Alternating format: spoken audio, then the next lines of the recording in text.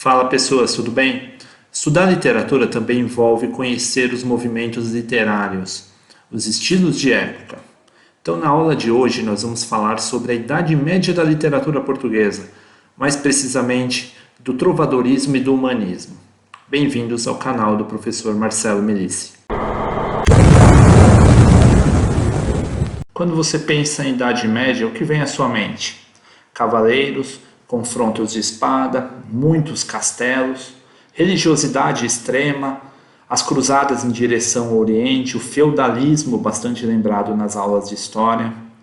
A literatura portuguesa, em seus primórdios, vivenciou toda essa época. Não dá para precisar a data em que os trovadores começaram a apresentar suas composições, as chamadas cantigas. Não se sabe se foi 1189 ou 1198, uma das datas prováveis da Canção da Ribeirinha de Paio Soares de Taveirós. Esta foi o pontapé inicial do movimento chamado trovadorismo. Para você que é estudante, que busca se preparar para o vestibular e tal, o que importa você entender no trovadorismo é o seu contexto histórico, entender palavras como cantigas, feudalismo e teocentrismo, que são as três principais que são mais cobradas em vestibulares. O sistema econômico da época do trovadorismo era chamado de feudalismo. O feudalismo começou no século V, com a crise do Império Romano, e se estendeu até então com os primórdios da literatura portuguesa.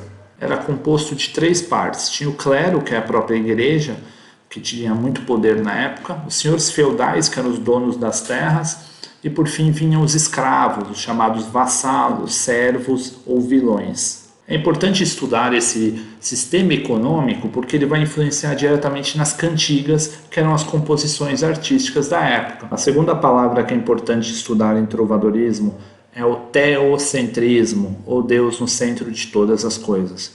Ainda que você acredite que Deus realmente esteja ao redor de tudo e de todas as coisas, não é como eles acreditavam na época. Eles tinham temor a Deus. E esse temor a Deus permitia que o clero crescesse de forma até abusiva. Tanto o teocentrismo quanto o feudalismo tiveram grande influência nas cantigas, que eram as composições da época do trovadorismo. Eram poemas cantados, divididos em duas categorias. Existiam as cantigas líricas, que eram as sentimentais, como a de amor e de amigo, e as satíricas, que eram aquelas que criticavam alguma coisa, a de escárnio e maldizer. As cantigas de amor eram aquelas que eram feitas de um homem para uma mulher, vista como um ser inatingível, idealizado. O homem, para conquistar seu coração ou mostrar todo o seu apreço, ele se humilhava numa espécie de vassalagem amorosa. Olha a relação com o sistema chamado de feudalismo. Já a cantiga de amigo é aquela em que um homem expressava suas saudades por um amigo que partiu de repente numa exploração marítima. Só que ele escrevia com sentimento, com uma voz feminina, e evocava, obviamente, as saudades e confidenciava para a natureza, conversava com a natureza sobre aquele amigo que partiu e não retornou mais. Já quando o trovador quer criticar alguém, ele faz através das satíricas. Poderia ser a de escárnio e a maldizer. A de escárnio era aquela crítica indireta, onde ele faz a ofensa, mas sem mencionar o nome. E até pega um pouco mais leve nas ofensas. A de maldizer é aquela crítica direta, que além de mencionar o nome da pessoa criticada, usava até termos obscenos.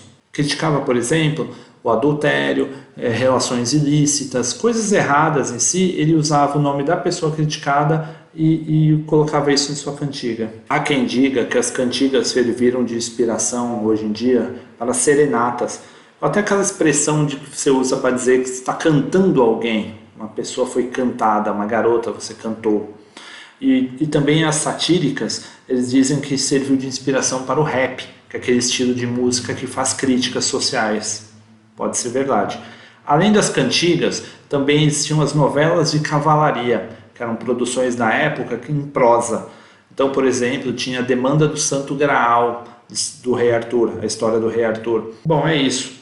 Para você entender melhor o trovadorismo e principalmente a Idade Média, eu recomendo que você leia obras que sejam inspiradas no período. Por exemplo, a própria Demanda do Santo Graal, o filme que se inspirou nele, por exemplo, Excalibur, de 1981, que é um clássico do cinema. Vale a pena também você assistir e ler a obra O Nome da Rosa, de Umberto Eco, que mostra os monges copistas e toda aquela influência do teocentrismo. E por fim, também até mesmo o filme Coração de Cavaleiro é uma boa inspiração para vocês verem como era esses combates de soldados, a influência da igreja e tal. Esse período literário se estendeu até 1418, quando Fernão Lopes foi denominado guarda-mor da Torre do Tombo. Em 1434 ele passaria a cronista-mor, que é uma das datas mais prováveis de início do segundo movimento literário português, o humanismo. Com ele há uma separação entre música e poesia. As cantigas perdem força desde a morte de Dom Dinis e passam a dar lugar para a poesia palaciana, aquela que é simplesmente recitada na corte. O feudalismo então passa a dar lugar ao mercantilismo, que embora não seja um sistema econômico, por não envolver produção, ele é a base da economia da época. Ele já dá os primeiros passos do que seria o capitalismo que a gente conhece hoje. Por diversas razões, entre elas a peste negra, a igreja começa a perder força. E com ela a visão teocentrista, que passa a dar lugar para o antropocentrismo, que é o homem no centro de todas as coisas. Uma forma simbólica de entender isso é que os barcos que saíam para explorar as terras conseguiam voltar ao ponto de origem, principalmente pela evolução da bússola. Os barcos retornavam para a zona portuária que é chamada de burgos, que daria origem à burguesia. A sociedade estava muito ramificada na época. Existiam, por exemplo, os humanistas, que eram aqueles artistas, artesãos e professores que se reuniam para pensar sobre a sociedade, que é o que mais uma vez fortalece o antropocentrismo. Mas o grande nome do período é sem dúvida o de Gil Vicente, considerado o pai do teatro português. Não que não existisse teatro antes de Gil Vicente, mas eram só encenações, não textos completos. Nascido em 1465, ele ganhou destaque ao apresentar o monólogo do Vaqueiro, em 1502. Durante 34 anos, Gil Vicente produziu 44 peças, sendo 17 escritas em português, 11 em castelhano e 16 bilíngues, além de ter sido colaborador de Garcia de Rezende no Cancioneiro Geral.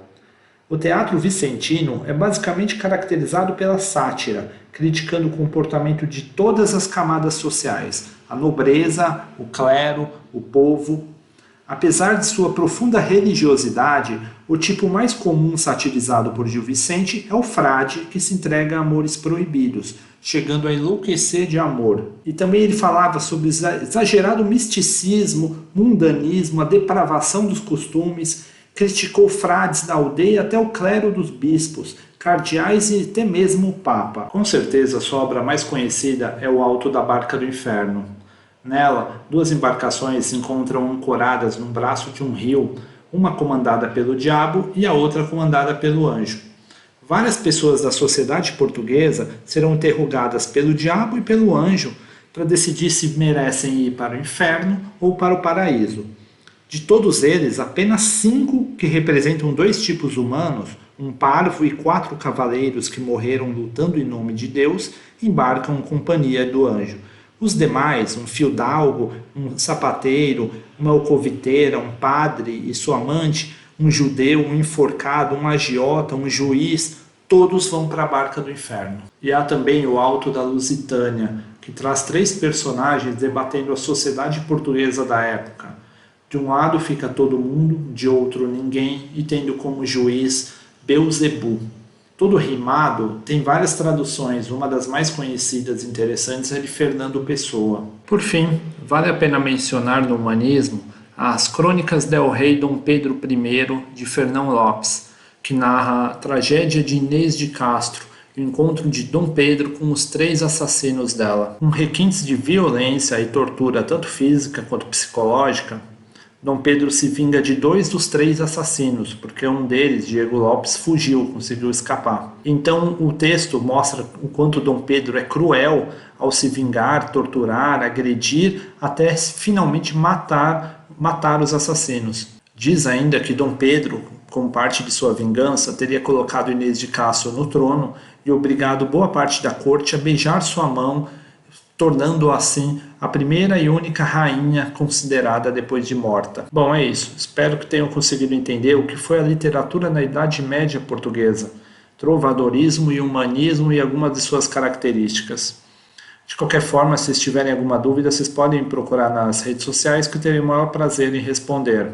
Aqui embaixo na descrição estou deixando algumas perguntas para que vocês possam responder e ajudá-los a estudar o conteúdo apresentado no vídeo, verificar se vocês prestaram atenção.